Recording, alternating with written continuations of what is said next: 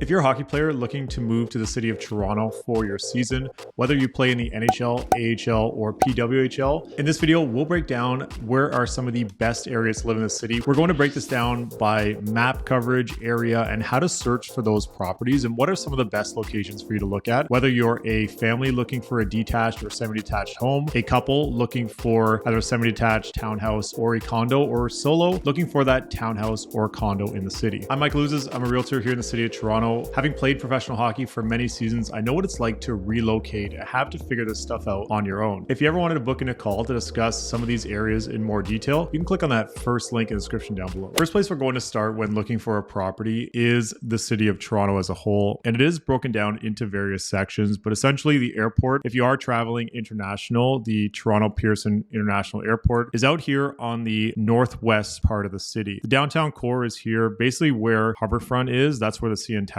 would be located, and it's quite a ways away from the airport, but there's a highway here that goes north-south called the 427. The 401 is the most popular highway in the city, and that's on the north side of the city. And on the south side, we have what's called the QEW, which turns into the expressway, which brings you into the downtown core. The practice arena for the team is down here south of the airport in an area called Etobicoke, and that's on the west side of the downtown core. Scotiabank Arena is located right here, basically in the center of the word Toronto, and the Coca-Cola Coliseum is located here a bit further west of Scotiabank Arena. So the way we're going to break this up is on the real estate side. So if you are looking for a property in the city of Toronto, those areas we just pointed out are down here and in the center here where it says Toronto. When you're taking a look on any kind of real estate website, you'll see the city divided by W's, E's, and the letter E. Essentially, that's west, central, and east. Taking a look on the west side is the city of Mississauga, and that is divided basically where that 427 highway is. As we zoom in, we're seeing different areas, and I will break down where I think are some of the best areas to live as we go along. If we take a look, the arena is in the area C01, and the practice arena is in the area W06. We're going to add one extra layer, and I know it's a lot of writing to look at here, but if we look at the various areas in the city of Toronto, as you zoom in, you will see different little pockets or micro markets within the city, and each one has different factors when it comes to where to live in the city. Just this year, Toronto Life magazine, which is a pretty popular magazine in the city of Toronto, put out the ultimate neighborhood rankings, and this is something where if you go to the website, and I'll actually attach this link down below, you can click on this plus arrow here and see all the various sliders. So if you are looking for housing with high level of safety and transit, it will adjust the areas accordingly, and you can actually click on these areas to get a good idea of what's located within those areas. There's even the Google Earth, so you can kind of take a look around and walk through the streets. It's a really great resource to have, especially if you're considering different pockets of the city. The next thing to mention, if we are going back to the map, and we'll take off the communities there are some pockets of the city which are amazing areas to live in if you are living in the city full time. But if you need to commute to the practice arena and to the game arenas, they could pose a bit of an issue because traffic is at its all-time highest here in the city. There are some pockets here, especially in the downtown core, where if you get too far north of Bloor, it's pretty difficult to get down to the highway and then across to the practice facility. So that is something to take into consideration, especially with all the travel during the season and just getting in and out at peak times generally if you're going to a game or going to a practice, which are in and out of the peak traffic times here in Toronto. And just to make note of some of those areas, Leslieville over here and the beaches are two really awesome pockets. So if you are not living there, definitely go check out those areas. Tons of coffee shops and restaurants, really great one-off places and super trendy. These are definitely great areas to be in. However, if you do need to commute to the practice arena, this drive going across the Gardiner to the west and going all the way back east could become a bit of a challenge. Although if you are just going to Scotiabank and back, it's a pretty good option because it's not too far to Scotiabank Arena from there. Same thing goes for this area CO4, which is one of the most prominent areas in the city of Toronto. As you start getting north of Bloor, CO4, C10, CO3, and C9, so basically this pocket here, you do become kind of landlocked within the city, which makes it tough to get in and out to the locations where you need to go. That being said, if you are looking for something to live in all year round, including the off season, these are some really, really amazing areas, especially if you have a family, beautiful homes, and beautiful location there within the city. All those areas would be highly desirable areas here in the city of Toronto. So that brings us to our top 3 areas for families here in Toronto. And number 1 would be Runnymede, Bloor West West Village. If we zoom in on these areas, Runnymede Bloor West Village typically comes in at number 1 if you are looking at the ultimate neighborhood rankings and change some of these dials: housing, safety, transit. It does come in at number 1. And if you take a look at proximity to the practice arena, to the game arena, and getting out to the airport, Runnymede Bloor West Village is right here. It's just north of High Park, which is one of the nicest parks in the city. It's a great family area with lots of great schools. Coming in at number 2, Kingsway South, similar area to Runnymede Bloor West Village. In fact, it's actually just to the west and touching the border here of Runnymede Bloor West Village. Again, another great area with plenty of space for homes. So you will get bigger homes in the Kingsway South versus Runnymede Bloor West, but both are great options for families, especially living here in the city if you do have kids going to school. Third on the list, I added an area that we actually call Roncy. And Roncy is actually just here on the east side of High Park. So you are a little bit closer to the downtown core, although you're not quite in the hustle bustle of the city. There's also so many great schools here. High Park Swansea is just touching Roncy as well. So this whole pocket here is really a great spot for families. Lots of great homes in those areas. So you will find detached homes, 3 or 4 bedrooms, and semi-detached homes which have 2 or 3 bedrooms. Semi-detached homes can be regarded as a duplex if you are on the west side of Canada or in the USA. So these 3 areas would definitely be on my top list for families. Next on the list is areas for couples. So if it's you and a partner looking for less of a family vibe, something with a little more space, but also close enough to be either within the mix or within some of the great areas of the city. Number 1 is Trinity Bellwoods. For me, this area is just north of Trinity Bellwoods Park, which is one of the greatest parks within the city of Toronto. You are a little bit closer to the core, which the main core of Toronto would be waterfront communities right here. Trinity Bellwoods has some great areas. There's a street called Ossington, which is one of my favorites in the city, has tons of restaurants, cafes, and the housing is really amazing. There's some great homes in Trinity Bellwoods, whether they're semi-detached, there's some pretty cool condo townhouses and lofts in those areas. So you will find really nice housing in Trinity Bellwoods, which definitely puts it at the top of the list, especially if you're a couple looking in the city, kind of be in the mix and have things to do, but also it is a little bit quieter than being in the hustle and bustle. Side note, this Palmerston Little Italy is also a great location. However, as you get further and further closer to Bloor Street, just keep in mind what we mentioned before, you will start to become landlocked once you get a little too much into the core of the city, but also a great area to live. Next up on the list is Roncy. Just like I mentioned, for families, it's also a great area for couples looking to be outside of the city of Toronto, still have a good vibe, but also close enough to get in and out of the core. And then Niagara. And I put Toronto here because there is a region of Niagara that is located here in the city of Toronto. So not Niagara, Niagara Falls. Niagara is a great spot. There's Liberty Village. There's the south side of Trinity Bellwoods. So Queen Street, King Street. There's some really great spots here in Niagara. You're really well within the city core here and close to restaurants, cafes, but not quite in the busyness of the city. Another side note, I'd also add the annex into an area for couples. Typically, there's a good mix of condos and homes. This is where Yorkville is located, so it is a higher end area for the city, especially when it comes to condos. It's a really great place to live, and if you are looking to be a bit outside of the downtown core, but a bit north, the annex, for example, Yorkville, would be a great location for that. Next on the list, solo properties. So if you're looking for either a townhouse, townhouse, or a condo, these are the 3 areas I would recommend. Waterfront communities is right in the core. So if you are looking to be right in the mix of the city of Toronto, waterfront communities is the core. You're very close to the Scotia Centre and you're easy access to get out to the west. So traffic typically flows into the city during the mornings and out of the city during the evenings, of course, with work days. So if you are going to practice in the morning, going up to traffic and then coming back at a time where traffic should hopefully be a little bit more relaxed at that time, there's plenty of restaurants, coffee shops, and you are in the downtown core and you will see a lot more of the more generic restaurants and things like that here in the core, but a great area to live. In Niagara, which is number 2 on the list. So this whole area here is really great from a convenience standpoint, especially if you're looking for condo living, and this area would have typically more of the options for fully furnished rentals, especially for condos. These 2 pockets are really great micro markets for someone living in the city, especially if you're looking for a condo here in the downtown core. Third on the list, the annex, and as mentioned in the last part for the couples, the annex Yorkville is a great spot to live, especially if you are looking for that condo living, close proximity to everything. You can walk to everything as well. Annex, Niagara, and waterfront communities are all great options, super walkable and super accessible to get in and out of the city, with the annex being, I would say, kind of on that upper upper limit of commute time, because getting north and south down University Avenue now has been becoming more and more of a challenge. So you would have to go either east or west from Yorkville to get out of the city, which could be a bit of a challenge these days with traffic. So just something to keep in mind. Those are the areas I recommend if you are a hockey player living in the city of Toronto. If you ever wanted to book in a call to unpack some of those areas a little bit more, or what a budget would look like when it comes to buying or renting in those pockets, you can click on that first link in the description down below and book in a call anytime. I'm Michael Ouzas. Thanks for watching.